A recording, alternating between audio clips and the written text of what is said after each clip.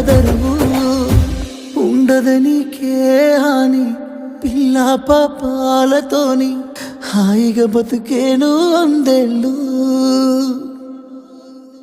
నువ్వు పువ్వులు అల్లుకొని పోతున్నవే అత్తగారింటికి నే పువ్వులు జల్లుకొని పోతున్ననే కాలే తాటికి